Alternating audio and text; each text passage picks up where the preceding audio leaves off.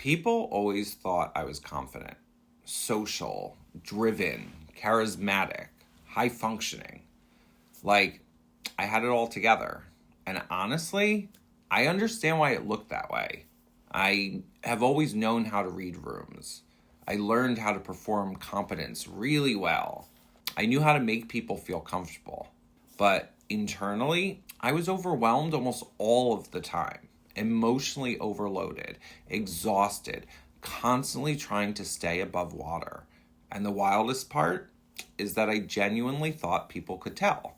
Because to me, it felt obvious. But what I eventually realized is that a lot of neurodivergent people become incredibly skilled at hiding our internal realities, especially high maskers, because masking can look like confidence.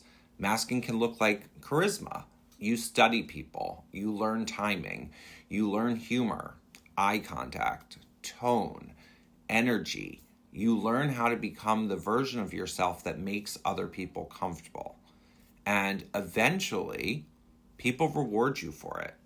You become adaptable, impressive, easy to be around. Meanwhile, your nervous system is screaming underneath it all. I used to joke that I was an A++ masker, but underneath that joke was survival, constant monitoring of how I was being perceived. And eventually, I realized something really painful. A lot of what people praised me for came from learning how to override myself, override discomfort, override sensory issues, override emotional needs. And people saw resilience, not survival. That's why so many autistic adults don't realize that they're autistic until burnout or breakdown even happens. Because the mask works, until suddenly it doesn't. And when my life finally slowed down enough for me to actually see myself clearly, I realized something huge. The problem was never that I was incapable. The problem was that I had built a life disconnected from myself, disconnected from my nervous system, disconnected from what I actually needed. Part of what started changing my life was finally admitting that I wasn't okay. Not performing okay, not pretending I could handle everything, actually being honest, actually letting people see me. Because the more vulnerable I became, the less energy wasted on trying to hold this mask together.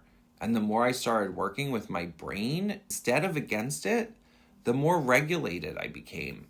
I stopped forcing myself into environments that drained me.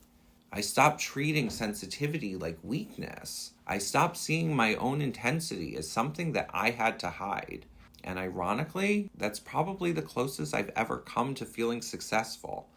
Not because everything became perfect, but because I finally started building a life that actually felt safe enough to exist inside. A life where I didn't have to abandon myself just to survive.